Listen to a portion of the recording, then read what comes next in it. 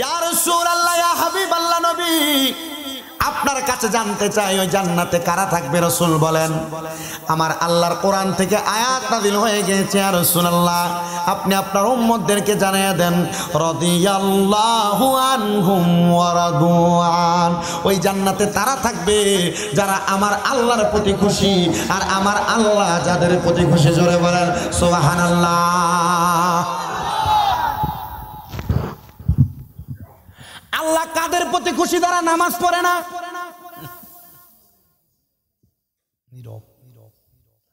আল্লাহ যাদের প্রতি খুশি এরা রোজা রাখে না। আল্লাহ যাদের প্রতি খুশি এরা পরের সম্পদ মাইরা খায়। আল্লাহ যাদের প্রতি খুশি এরা সুদ ঘুষ খায়। আল্লাহ যাদের প্রতি খুশি এরা মানুষকে গালাগালি করে। না না না, আল্লাহ যাদের প্রতি খুশি তারা এগুলা করে না। এরা হচ্ছে মিনাস সলিহিন। এরা এমন বান্দা, এরা ইবাদত করতে করতে সলিহিনের কাতারে চলে গেছে। এমন ইবাদত করে, আজান দিলে এই মানুষগুলা ঘরে থাকতে পারে না। সাপুরিয়া বিন বাজাইলে যেমন ভাবে সাপ গর্ত থেকে বের হয়ে আসে, আজান দিলে ওই বান্দা যে জান্নাতে থাকবে, ওই বান্দা দুনিয়াতে নামাজের জন্য মসজিদের মধ্যে চলে আসে। কথা বলেন ঠিক কিনা? জয় কামতার বাবারাম, আজকে ওলিয়ে কামেল কেন তৈয়বুল্লাহ নুরি খান সাহেবকে আপনারা বলেন 37 বছরে মাহফিলে পাগলা বেটা সাজায়? এ সুফি সাহেব কেন 37 বছর পর্যন্ত মাহফিল সাজায়? উনি যদি আল্লাহর রাদিয়াল্লাহু আনহুমের অন্তর্ভুক্ত না হইতেন তৈয়বুল্লাহ নুরি সাহেব, নাইলে কিন্তু ওনার জন্য মাহফিল হইতো না। কই আমার দাদা মরছে, ওনার জন্য তো মাহফিল হয় না। আপনার বাবা মরছে, তার জন্য তো মাহফিল হয় না। আপনার বংশের অনেক মানুষ চলে গেছে, তাদের জন্য তো 37 বছর মাহফিল হয় না। তৈয়বুল্লাহ নুরি সাহেবের জন্য কেন স্মরণ করে মাহফিল করা হয়? কারণ তিনিও একজন রাদিয়াল্লাহু আনহুম ওয়া রাদওয়ানের অন্তর্ভুক্ত। আমার আল্লাহ তাদের প্রতি খুশি হয়েছেন বিদায় আজকে তাদেরকে স্মরণ করা হয়। কথা বলেন ঠিক কিনা? আপনাকে আমাকে তেমন ভাবে তৈরি করে নিতে হবে যেন আপনি মরে গেলে হাসতে হাসতে ইন্তেকাল করেন, আর আপনি যখন ইন্তেকাল করবেন সারা জগৎবাসী আপনার জন্য কান্না করবে। হুজুর কেন এমন কথা আপনি বললেন? বলে হ্যাঁ, এমন ব্যক্তি তুমি তৈরি হয়ে যাও যে দুনিয়ার জমিনের মধ্যে আল্লাহ এবং তার রাসূলের পথ মতে চলাফেরা করেছে। হুজুর আল্লাহ রাসূলের পথ মতে কারা চলাফেরা করেছে? এবার আমি আপনাদের কাছে হাদিস বর্ণনা করেছি।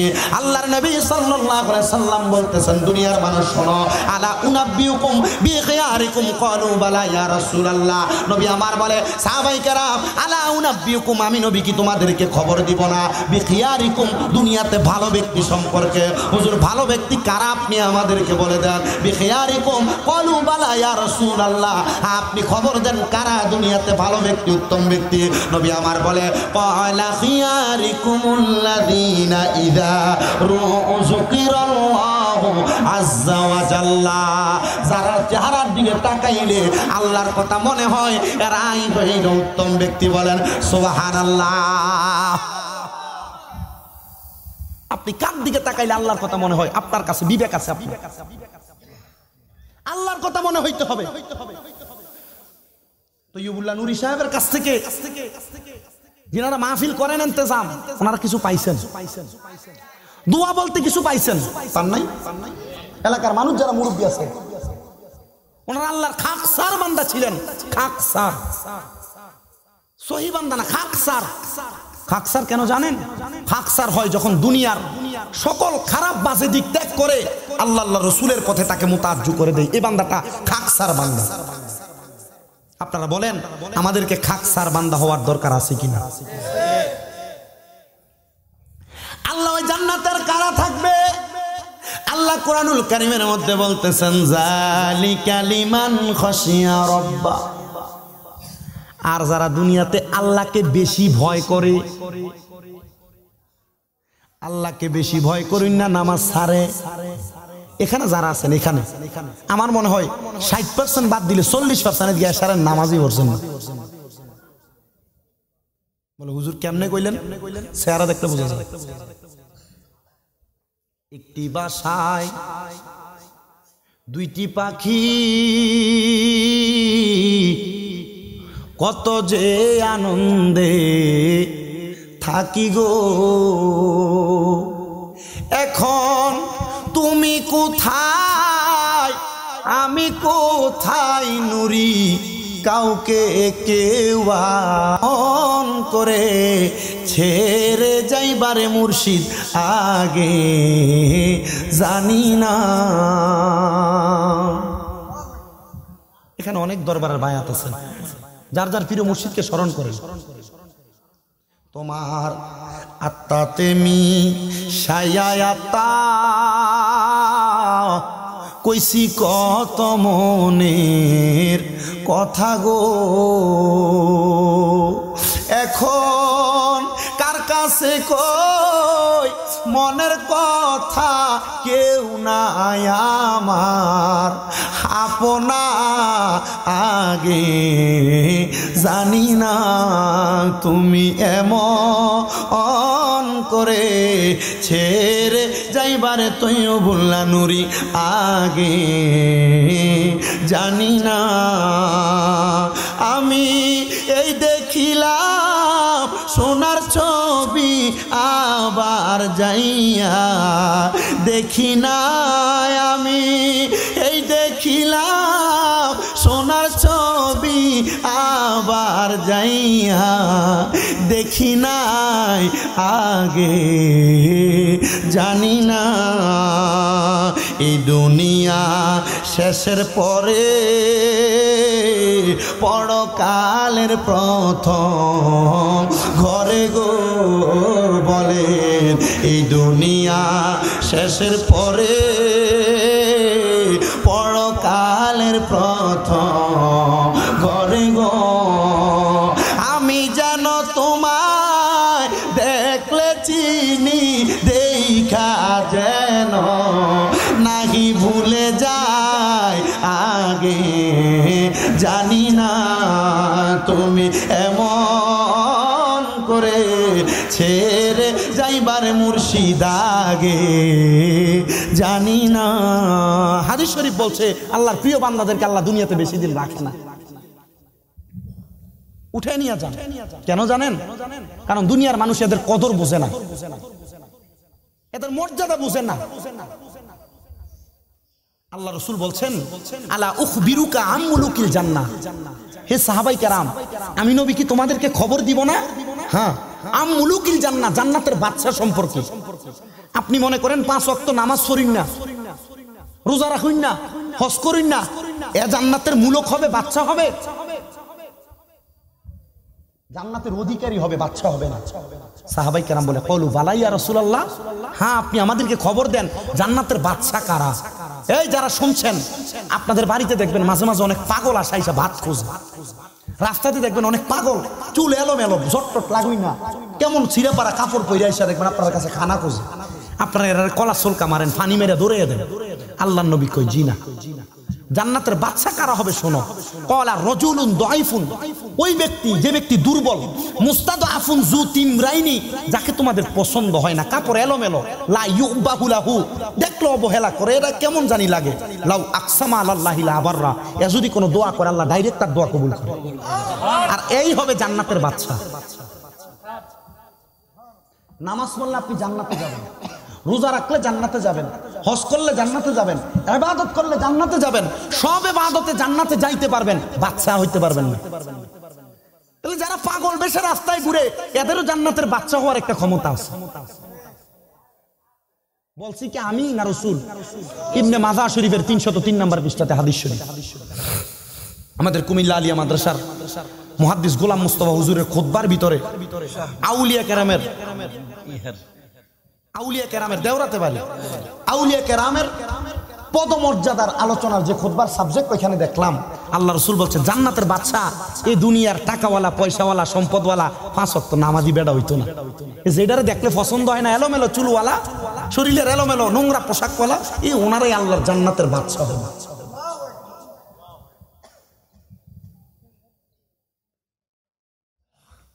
তাহলে আল্লাহর জান্নাতে থাকবে ওই কোয়ালিটির মানুষ যাদের প্রতি আল্লাহ খুশি, আল্লাহর প্রতি যারা খুশি। আপনারা বলেন আমরা আল্লাহর প্রতি খুশি না বেজা? যারা যারা খুশি ডান হাত সোজা করে তোলেন। ঘুম লাগিয়ে গেছে বাবা? তকির একটা সরে তাকবীর দাও।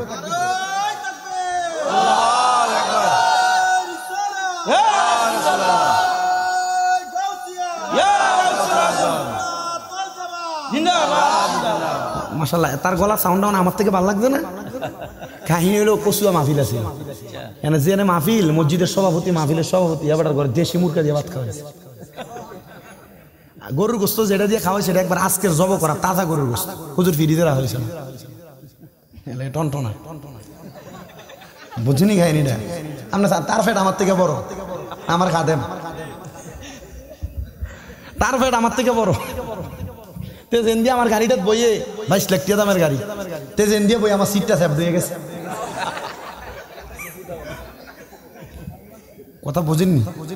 গাড়ি তো উঠলে আমি যদি 5 মিনিট ঘুমাই, আটকা দিই তার আটকা, নাক ডাকো না, আমার ড্রাইভারের মাঝে মাঝে হুজুর শেষ।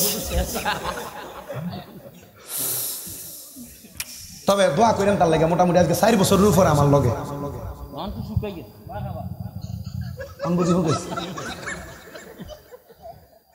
আজকে 4 বছরের উপরে আমার লগে। আলহামদুলিল্লাহ, আল্লাহ তারে অন্য কোন দিক থেকে হেদায়েত করছে এটা জানি না, এতটুকু আপনারা দোয়া করেন তার জন্য। তার একটা ছোট্ট ছেলে আছে আলহামদুলিল্লাহ, খুব সুন্দর, তার জন্য দোয়া করবেন। আল্লাহ তারা এমন হেদায়েত নসিব করছে যে আপনি দুনিয়ার কোন লাইন বলবেন, এমন কোন লাইন নেই তাই সে চলে নাই, এমন কোন লাইন নেই সে চলে নাই। এখন একটা সিগারেট মুখে নেয় না, কি মারহাবা কইতেন না? দিছে আল্লাহ নিয়ামত। আপনার এলাকার অনেক সরকারি চাকরিজীবীর থেকে এখন তার বেতন বালা, বুঝছেননি? মাসে মোটামুটি 50-এর উপরে কামাই, বুঝছেন না? এমনি থাহে আর কি বেড়া। আমি তার এমনি আপনাদের শুধু গলার আওয়াজ দরকার কইছি। আমি তার একটা জিনিস একবার আজীবনের যা ভাল লাগছে না ভাল লাগছে, সেদিনকাল একটা জিনিস ভাল লাগছে। হবিগঞ্জ লাখাই গেছি মাহফিলে, তো মাহফিল কমিটি আমরা মানুষ বেশি দেখা আমরা ভাত খাওয়াইছে না, বিরিয়ানি খাওয়াইছি। তো বিরিয়ানি মনে করেন সবাই কাছে গুছে গোস্ত টোস্ত খাওয়ানোর পরে তা আমার ফাতে গোস্ত পড়ছে না, শুধু কটা বিরিয়ানি চাউল পড়ছে। তা আমি বিরিয়ানি খাইতেছি, আমি তার ইশারা দিয়ে একটু গোস্ত টোস্ত দেখ না, তো এটাতে গোস্ত টোয়া, গোস্ত টোয়া গোস্ত না দেখা তার ফাতে 2টা গোস্ত ছিল, এটা দিয়া লাইছে। পরে তার ফাতে যেটা ছিল এটা দিয়া লাইছে, খাইয়ে সারানোর পর তে মানে মনে করে দিছে, ক ভাই গোস্ত তো পাইছি না। আমার আজকে একটা কথা মনে হয়ে গেছে, বলে কোন কথা? মুসা আলাইহিস সালামের জামানায় আল্লাহ মুসা নবীর কাছে চাইছিল যে কলিজা, মানুষের কলিজার দরকার, আমি পাইছিলাম না। পরে মুসা আলাইহিস সালাম জঙ্গলের দিকে যায়, দেখছে এক পাগলের কাছে কইছে, এ পাগল বলে কলিজাটা খুইলা দিয়া দিচ্ছে বলে। তো আল্লাহর কাছে নিয়ে যাওয়াতে আল্লাহ নাকি উত্তর দিছে, মুসা পাগলের থেকে আল্লাহ তোমারও তো আসিল, তুমি দিয়ে দিলা না। আমার কইছে যে আমার এই কথাটা আজকে মনে মনে আমি আর বলে না টোয়াই আমি আমার হাতেরটা দিয়ে দিছি। আমার কাছে ভালো লাগছে। তো মিল বিষয় যেটা, দোয়া করবেন তার লেগে। তার একটা বাচ্চা আছে, ছেলে বাচ্চা, খুব সুন্দর, মাশাআল্লাহ একবারে ফুটফুটে সুন্দর। এর লেগে বেশি করে দোয়া করবেন ইনশাআল্লাহ আপনারা। আর তাকবীর দে, কারা কারা খুশি একটু হাত তুলে দেখান। এবার আরো বাইরে গেছে।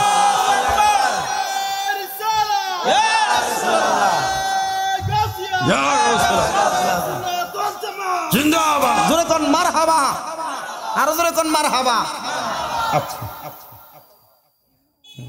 আয় যারা রাস্তায় যা না তারা গিতাম বইতো, আমরা দাঁড়ায় দাঁড়ায় ওয়াজ শোনেন, মাঝে মাঝে অটোমোটো আইলে সাইড দিয়ে দিয়ে। তাহলে আল্লাহর ওই জান্নাতে থাকবে তারা যারা আল্লাহর প্রতি খুশি, আল্লাহ তাদের প্রতি খুশি। আমি বলছিলাম আল্লাহর প্রতি খুশি কারা কারা, আপনারা সবাই হাত তুলছেন। আমরা সবাইকে আল্লাহর প্রতি খুশি না? এক পর্ব ওরাদুআন, আল্লাহ আপনার প্রতি খুশি কিনা বলার দরকার নাই, দাঁড়ায় যারা আল্লাহকে দাঁড়ায় শোনেন, অসুবিধা নেই। পারলে সবাই খাড়িয়ে খাড়িয়ে শোনেন, কোনো সমস্যা নেই আমার। ওরাদুআন, এবং আল্লাহ তাদের প্রতি খুশি। আপনারা সবাই আল্লাহর প্রতি খুশি, এ কথাটা সত্য না মিথ্যা? বলেন সত্য না মিথ্যা? কিন্তু ওরাদুআনের অন্তর্ভুক্ত আপনি কিনা? আল্লাহ আপনার প্রতি খুশি কিনা? কি খুশি? তুমি সুদখোরের ঘরে দাওয়াত খাও, তুমি নামাজ পড়ো না, তুমি হারাম খাও, তুমি খেতের এক কাইটা লাইলের কাটতে কাটতে 1 বিঘা বানাইছো, তোমার প্রতি আল্লাহ খুশি হইবে কেমনে? হয় তুমি সুদ খাও, নয় তুমি সুদ দাও, নয় সুদের সাক্ষী, নয় সুদের স্ট্যাম্প লেখো। কথা বলেন না কেন? আল্লাহ আপনার প্রতি খুশিটা হবে কিভাবে? আর এখন বেড়াইতে সুদের টাকা কারবারি চালায় না, এখন বেরিয়েতে দিয়ে সুদের টাকা চালায়, বেরিয়েতে লেনদেন হয়। কথা বলেন না কেন? ঠিক না বেটে?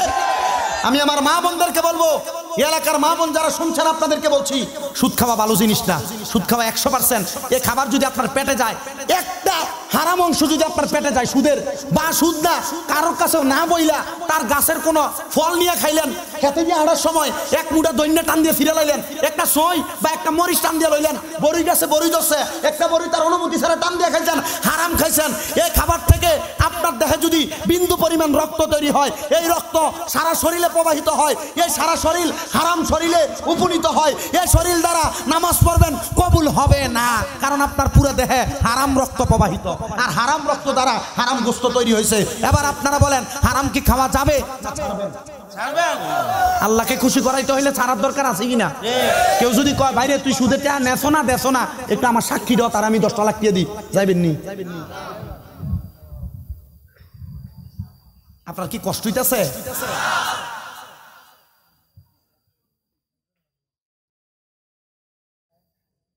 এটা পরে কইতাছি, আইতাছি ওয়াজ আইব ইডো আইব। আপনার কি কষ্ট হইতেছে? এ বরুরাতে রাতের 12:40 এত মানুষ, আলহামদুলিল্লাহ। আপনারা যে ওয়াজ শোনেন এটা তার প্রমাণ। আল্লাহ আপনাদেরকে সেই তৌফিক দান করুক। তবে একটা গ্রুপ আইছে ব্যাডমিন্টনটা খেললে লাইটটা বন্ধ করে এই একটু আগে ঢুকছে, আমি দেখছি ব্যাটটা হাতে ইন্ডিয়া জিকিরটা যখন করতেছি তখন ঢুকতেছে, অসুবিধা নাই, কি করবা। তবে এতটুকু কইলা দেই, ব্যাডমিন্টন খেলো বাজি খেললো না। 2 নাম্বার, ব্যাডমিন্টন খেলো সরকারি লাইন থেকে চুরি করে লাইন নামাইও না। মনে করেন আপনি যদি আমার 1 টাকা কামাই রাখান, কয় টাকা? 1 টাকা কামাই রাখান, আমার কাছে জবাব দিলে চলবে। কিন্তু সরকারি লাইন থেকে যখন চুরি করেন, সারা বাংলাদেশের মানুষের হক চুরি করছেন। কার কাছে থেকে মার চাইবেন আপনি? যারা ব্যাডমিন্টন খেলেন শীতকালে বুঝা লইেন। আরেক প্রকারের মানুষকে বলি, আপনারা অনেকে এই শীতকাল আইছে না, ধান টান কাটা পড়ছে না, রাস্তার ভিতরে খের রইতে দেন, রাস্তার ভিতরে খের রইতে দেননিও, দেননি। আল্লাহর নবী বলছে রাস্তা থেকে কষ্টদায়ক বস্তু সরিয়ে দেওয়া পাক্কা ঈমানদার লক্ষণ। কাটারটা পরে এখন মানুষ যে রাস্তা দিয়ে হাঁটে, আপনি যে খেরটা রইতে দিলেন ব্যাককলের মতো, মানুষ যে হাঁটতে কষ্ট হইতেছে, নবী কইছে রাস্তা থেকে কষ্টদায়ক বস্তু সরিয়ে দেওয়া ঈমানের অঙ্গ। আপনি রাস্তাতে মানুষ আড়ার লেগে কষ্ট দেন, করবেন কি? আরো কইতাছি একটু, আপনি যদি আপনার ঘর জায়গা মতো তুললান, হের জায়গা দিয়ে যদি আপনি আড়েন, হের লগে মীমাংসা করে না চলেন, বেড়াই তো দিব।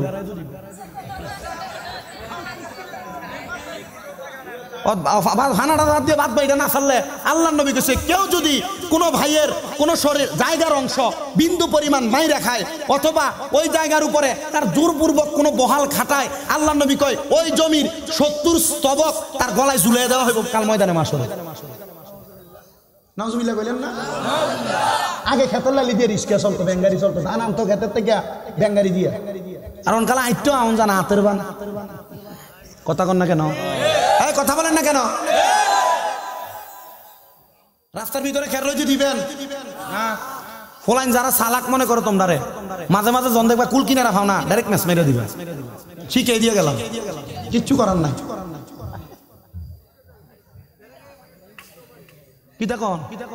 ঠিক আছে নি? এই যে বুড়া বুড়া মুরব্বি আড়ে ফজরের নামাজের সময়, আমি নিজে দেখছি। গতকালকের কাহিনী শোনেন, আমি আমার যে বাড়িতে, আমি পুরান বাড়ি থেকে নতুন বাড়িতে গেছি, আমি মসজিদের সামনে দিয়ে আমার ঘরে ঢুকা লাগে। ফজরের সময় আমরা মসজিদে এক মুরব্বি আইয়ে, যে মসজিদে আমি এখন যে বাড়িতে থাকি এই মসজিদে, উনি এই বাটকাশো দক্ষিণ বা উত্তর, দক্ষিণ বাটকাশর আইয়ে উত্তর বাটকাশর থেকে উনি মসজিদে আইয়া নামাজের আগে একটু মানুষের ডাকাডাকি করে, দেখলাম মোটামুটি খুব সুন্দর করে পড়ে। এবার আইতেছে, আইতে লেগে আটটা খেরের লোকে বেড়ে দম করে পড়ছে।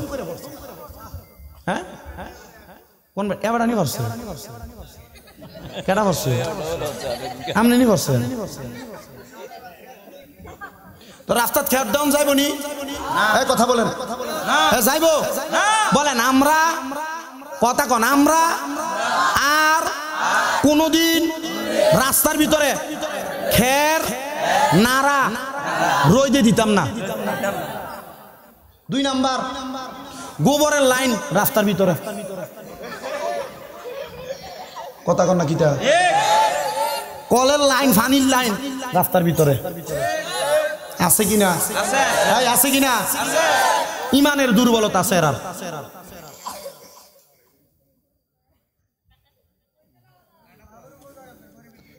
এ দূর কই না বাবা, অন্তর দল তো তুইও হ্যাঁ চরবি, তোর কাছে তো আছে আয়াত যে ওয়াজের অংশ একটা আছে, তুই তো হ্যাঁ চরবা। আরে চালাইস না, একদিনে সব করলো হইবনি। তাহলে আল্লাহর প্রতি বাদ দেন, যা কইছি মোটামুটি দূর মনে রাখলে তো ওয়াজ হইব নাকি? ওয়াজ তো 10 ঘন্টা ছিলেন হইতো না, যতদূর কইছি এটা কামে লাগান। কি কোন হুজুর তো রাস্তার ভিতরে পানির লাইন দেওয়া যাইব? রাস্তার ভিতরে গোবরের লাইন দেওয়া যাইব? সোনার লাইন খের রই যে। আল্লাহ যারার প্রতি খুশি তারাই জান্নাতে থাকবো। হারাম খাইলে কোনটা কোনটা করলে আল্লাহ খুশি হইতো না এটা আপনারা ভালোই জানেন। ওয়াজার হেদিকে বাড়াইলাম। আসেন আল্লাহর নবী রহমাতুল্লিল আলামিন নবীর কাছে এক ভিক্ষুক যে হাত বাড়াই দিছি, ইয়া রাসূলুল্লাহ আমি খুব অসহায় মানুষ, আপনি আমার একটু ভিক্ষা দেন। বাবা কথা কইেন না, একটু সুযোগ দেন, শেষ করে দেন, দেরি করে লাভ নেই। ইয়া রাসূলুল্লাহ আমি গরিব মানুষ, আমার কিছু ভিক্ষা দেন। আল্লাহ রসুল কাউকে যদি দিতেও না পারতেন, এমন হয়েছে রসুল অনেক সাহাবাই কেরামের কাছ থেকে ধার নিয়ে মানুষ কিছু চাইলে দিয়ে দিতেন, পরে আল্লাহ রসুল এটা পরিশোধ করতেন। আবার নবীজি যদি কারোর কাছে এমনি প্রতিনিধি হিসেবে পাঠাইতেন, আমি দিতে পারি নাই, এই হুজুরের কাছে যাও, আমার কথা কয়ে হুজুর দিয়ে দিব তোমার। কথা বলছেন তো? সুবহানাল্লাহ নাই? কেমন সুবহানাল্লাহ আসেনি আর একটু জোরে? তো আল্লাহ রসুল সাল্লাল্লাহু আলাইহি সাল্লাম উনি দূর থেকে এই ভিক্ষুক যখন নবীজির কাছে চাইছেন, উনি দেখাই দিচ্ছে এন থেকে, ওই দেখছেন আমরা চলি সমনিটা, ওই লোকটাতে বৈশা রয়েছে তার কাছে যাইবা, যা কইবা রসুল বলছে আমার আল্লাহ রসুল একটু ভিক্ষা দেন। ওই ব্যক্তি ওনার কাছে গেছেন, ভিক্ষা যখন চাইবো যাইয়া দেখে দিনে আমরা চলি সমনিত বইয়া রয়েছে, নিজের জুতা নিজে ছিলেন। আর ভিক্ষা না খুঁজা রসুলের দরবার করে, রসুল কার কাছে ভিক্ষা লেগে ভাড়াইছেন? হ্যাঁ হ্যাঁ বাম পায়ে জুতা রাইখা ডান পায়ের জুতা নিজে নিজে সেলাই করতেছে। হাসার বিষয় না, এটা শিক্ষার বিষয়। কার কাছে পাঠাইলেন? আল্লাহ রসুল বলে তোমাকে আমি ভিক্ষার জন্য পাঠাইলাম, যাও ওনার কাছে যাও। আবার গেছে, আবার এবার বাম পায়েটা ঠিক করে আবার ফিরে আসছে। রসুল দুইবার গেলাম, যাই নিজের জুতা সিলাই, আমার কি ভিক্ষা দিব, এর কাছে কি আছে? আল্লাহ রসুল কইছে তুমি ভিক্ষা চাইছো কিনা? না চাইনি। তুমি যা বলবা ভিক্ষা না, তুমি যা বলবা আমার একটু সহযোগিতা করতে, রহমাতুল্লিল আলামিন নবী বলছেন। এ যায় বলছে, উনি জুতা সেলাই করা বন্ধ করে দিয়ে দাঁড়িয়ে গেলেন। বলছে রসুল বলছেন তৃতীয়বার যে আপনি নাকি নবীজির প্রখ্যাত সাহাবী, ইসলামের তৃতীয় খলিফা হযরত ওসমান জিন্নুরাইন রাদিয়াল্লাহু তাআলা। রসুল বলছে আমাকে কিছু সহযোগিতা করতে। ওসমান জিন্নুরাইন তখন ওনার কাছে কিছুই ছিল না, তখন কিছুই ছিল না। উনি বলছে আমার ব্যবসায়িক কাজে আরব ভূমির শেষ অংশ থেকে কিছু মাল 70টা উট বোঝাই করে আসতেছে, ওইখান থেকে তোমার যেটা পছন্দ হবে তুমি সেটা নিয়ে যাবে। কারণ হযরত ওসমান জিন নুরাইনের কাছে পাঠাইছে কে? কথা কোন? পাঠাইছে কে? নবীজি। ওসমান জিন নুরাইন নবীজির কথা শুনে উনি বলছেন কি, তোমার সেই 70টা উটের বোঝাই করা মালামাল আসতেছে, ওইখান থেকে তোমার যেটা পছন্দ হয় তুমি ওইটা নিয়ে যাও। তো 70টা উট বোঝাই করে তো মালামাল নিয়ে চলে আসতেছে। যখন হঠাৎ করে আসলেন, হযরত ওসমান জিন নুরাইন বললেন তোমার যেটা পছন্দ তুমি এটা নিয়ে যাও। তাই 70টা উটের মাঝে উটের রানী আছে, রানী যেটা সামনে হাঁটলে সব উট তার পিছনে পিছনে হাঁটে। তো ওই ফকির কি করলেন, সামনে যে উটটার উপরে অনেক মাল ছিল বাছাই করা, ওই উটটার লাগামের ভিতরে ধরে সামনের দিকে টানতেছে। এমন এটা তো সব উটের রানী, পিছনের 69টা উট এই এক উটের পিছনে পিছনে যাইতেছে। সুবহানাল্লাহ কইলেন না?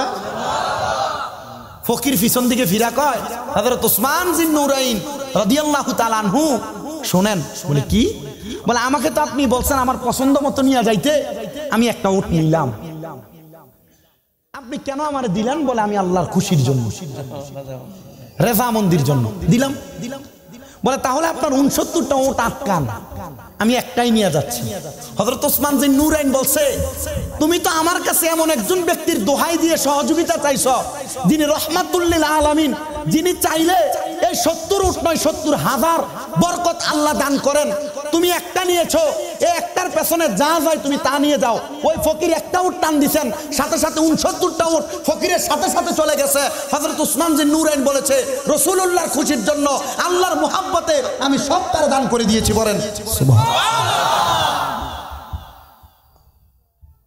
আল্লাহ এবং তার রাসূল বলেছেন, কোন মানুষ সহযোগিতা চাইলে তোমরা ওই জায়গার ভিতরে সামান্য পরিমাণ দিয়ে হলো সহযোগিতা করো। আপনাদেরকে জোর করতেছি না, দোয়া হয়ে যাবে, মুনাজাত হয়ে যাবে। এই জান্নাতের বাগানে অনেক মানুষ আছেন, আপনাদের মা বাবা কবরে চলে গেছে।